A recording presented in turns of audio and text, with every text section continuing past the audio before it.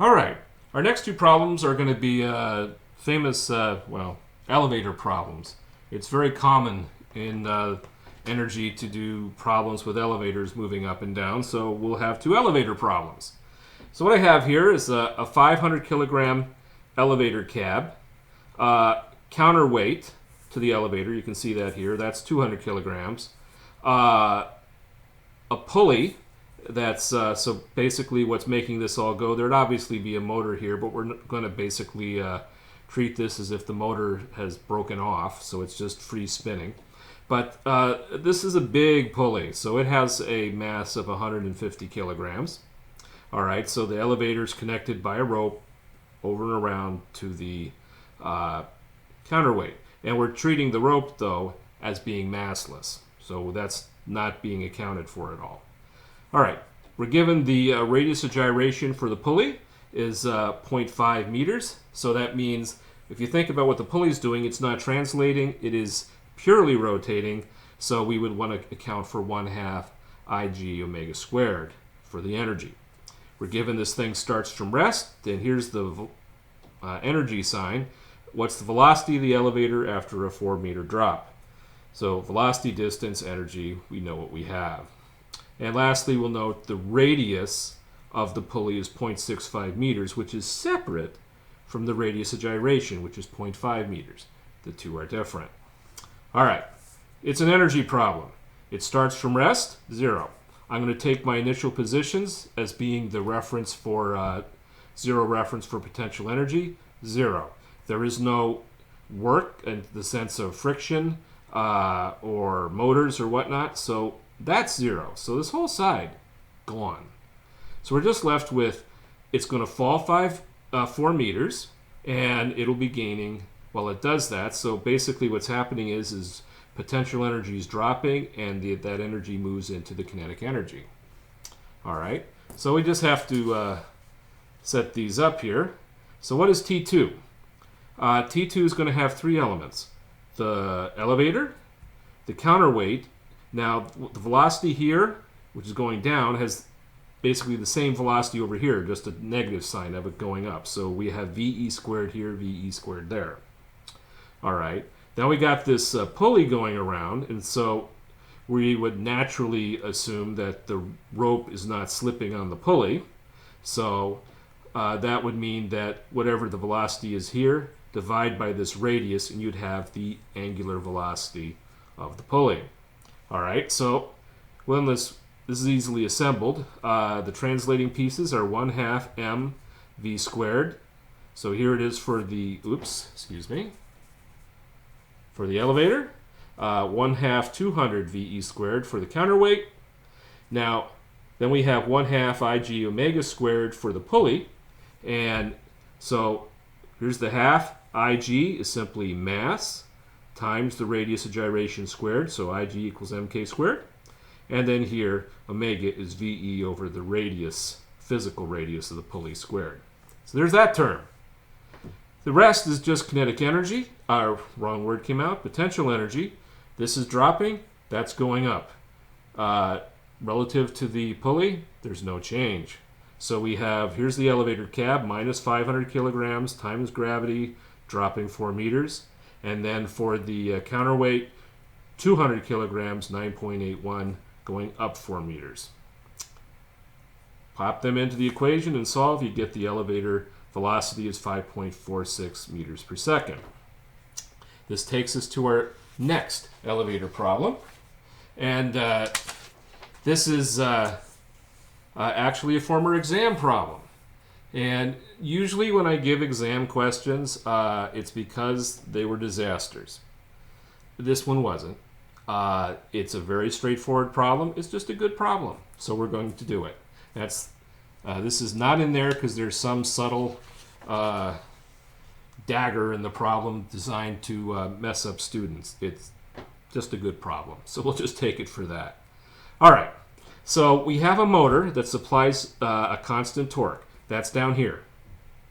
All right. So the motor spins, and so as this would spin this way, that'll take in rope, and that'll make the elevator go up. All right. The elevator is connected at 2 spots, and here we have we have another cord that goes off to another pulley set, and here's the counterweight. All right. We're given the mass of the elevator is 900 kilograms.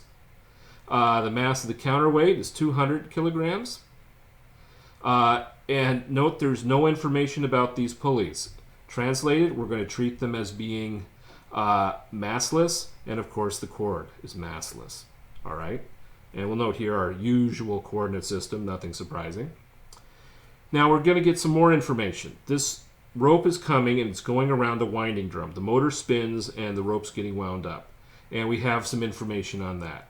So it says the motor winding drum has a mass of 600 kilograms. Okay. It has a radius of gyration about its axis right there of 0.6 meters. So that means what that's saying is we have to account for its kinetic energy, which will be 1/2 I omega squared. All right. And down here we have the winding drum radius. So that's the physical radius as this wire is getting wound onto the spool. Now obviously the more wire that gets wound on, it'll be as it kind of rotates around here, that radius will be going up, but we're just going to model it as a constant physical radius of 0.8 meters. All right. And then the question is, determine the speed of the elevator after it rises 5 meters after starting from rest. So distance, rest is a velocity statement, it's an energy problem. Here we have our statement, neglect the mass of the pulleys, and says ground positions of pulley centers and winding drum are considered fixed but are free to rotate. Common sense stuff. Time to dig in. All right. So let's just move the picture over and bring in our solution. So, basic statement, elevator with winding drum, elevator rise 5 meters from rest. All right, so we have, it's an energy problem. As soon as we state rest, T1 equals 0. This is a free choice. I'll take my starting positions as being my 0 reference for the potential energy. Done. So now it's time to start digging into this. So first thing we're going to do is let's start looking at W1 and C. So if we move down and start looking at the non-conservative work, it's going to be the moment, 6,000 Newton meters, through a displacement. The displacement will be an angular displacement. So now we got to figure out what that displacement is. This is probably the hardest part of this problem. All right. So as this goes up 5 meters, this is going to wind 5 meters worth of rope on this winding drum. And so the question we need to figure out is how much angular displacement do we go through to wind up the 5 meters of rope that are coming off of here. All right? So to do that, we'll note that the velocity of the elevator is omega times 0.8. So here's this radius. So whatever velocity this thing has, omega times r would correspond to that velocity. So given velocity here, we'd know omega there. Well, if we just say integrate that, therefore 5 meters of rope will be theta times r. Well, now we can just bring the 0.8 to the other side, and we get theta is 6.25 radians. Boom! We have the work input, 6,000 times 6.25. All right? Well, now we can move on to the second kinetic energy. So what do we have here? We're going to have a winding drum. All right? And the winding drum is given based on the, we need 1/2 I omega squared. I is based on the radius of gyration. Mass of the winding drum is given as 600 kilograms. Radius of gyration was given in the problem statement as being 0.6 meters. Okay, that can't see it on the screen right now, but so here we have it: 1/2 mk squared omega squared that we want to find relative to the elevator. All right, I need to have everything in terms of one variable, so I can either do velocity of the elevator divided by r, or I can work with omega, and then as I move on, instead of velocity, have omega times r. One or the other. All right. So here we have the elevator, 1/2 m, 900 kilograms, v squared, so it's 0.8 times omega. The counterweight, 1/2 m, 200 kilograms, and again, v squared. And the squareds here were missing when I wrote this down. Put that there. So we have our hopefully one variable. Now we simply need to go and finish this off with the second potential energy. Elevator goes up, counterweight goes down. This maintains its location where it is, or we have a substantial problem. So 900 times g times 5 for the elevator cab, minus 200 times g times 5 for the counterweight going down.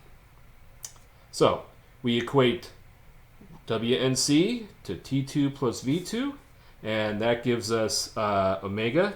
It's obviously going clockwise, so that'll be minus 2.6323 radians per second z. Multiply by r, and we get the velocity of the elevator going up is 2.1 meters per second, and of course the counterweight will be going down at 2.1 meters per second. And those are our elevator problems. We'll do some more here shortly.